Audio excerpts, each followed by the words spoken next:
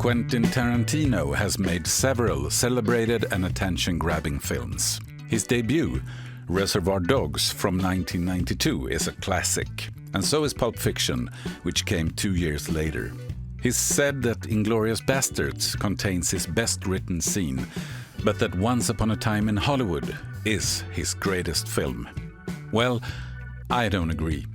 And I wouldn't put Kill Bill, The Hateful Eight or Django Unchained at number one.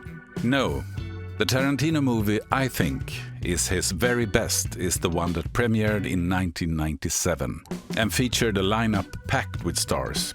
Robert De Niro, Bridget Fonda, Samuel L. Jackson, Michael Keaton, Robert Forster, and of course, Pam Grier in the title role as Jackie Brown.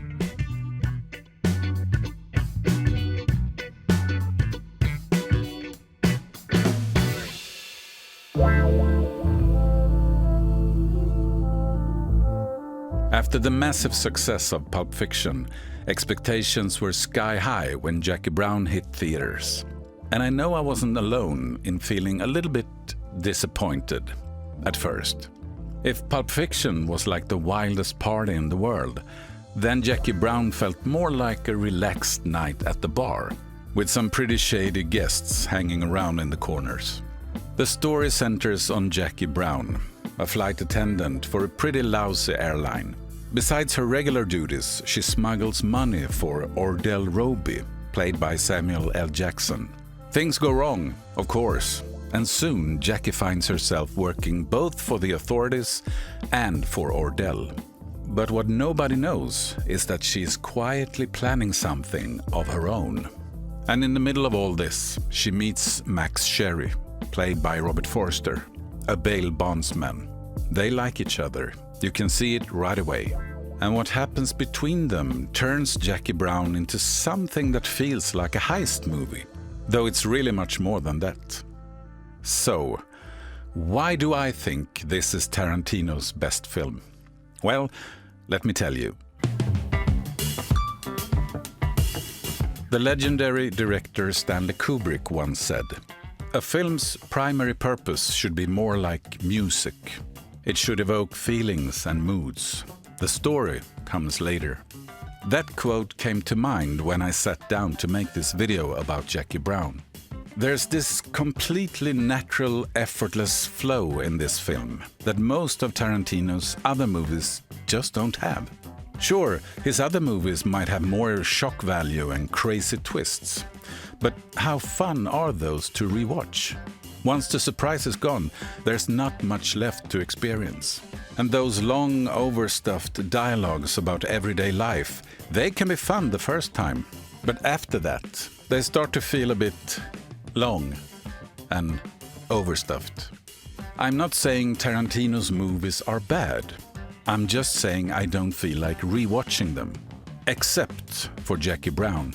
And I'm pretty sure that's because the film gives you a very specific feeling, one that actually grows stronger the longer you watch.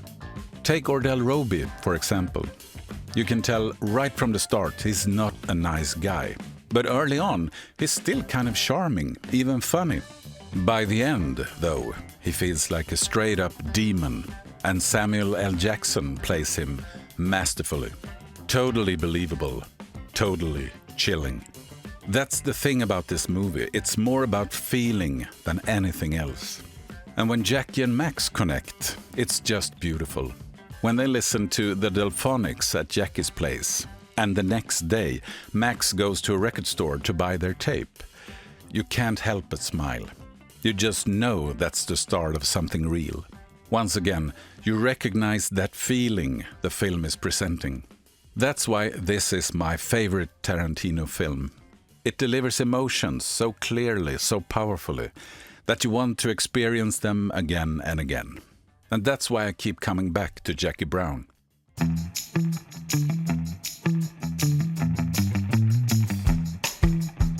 Now, I have to say something about the heist scene. And I don't even know exactly what to say. It's just fantastic. It's so simple. Basically 2 bags changing hands. But the way it's filmed and told makes it completely gripping. It's suspenseful, funny, and you're fully invested in what's happening. If I were Quentin Tarantino, I'd be very proud of that scene.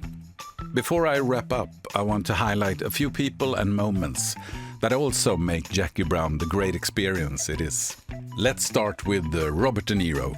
He usually plays fast-talking, street-smart types, but here he's a slow, just-out-of-prison guy helping Ordell Roby. He's so convincing and deserves applause for it. Then there's Michael Keaton as ATF agent Ray Nicolette. His interrogation with Jackie Brown after the heist is absolutely brilliant. It's just two people talking in a room. But Keaton, with great help from Pam Grier, turns it into something that feels like an Abbott and Costello sketch. And finally, the setting. The movie takes place in Los Angeles, but not the glossy, glamorous LA you usually see in films. This is the ordinary, worn-out side of the city, and that makes it feel so much more relatable. I haven't been to Los Angeles, but when I watch Jackie Brown, I get the sense that its version of LA has the same grey, dull neighborhoods as any other city. And that gives the movie an extra emotional weight. I give Jackie Brown my highest rating, and it's the only Tarantino film I keep rewatching.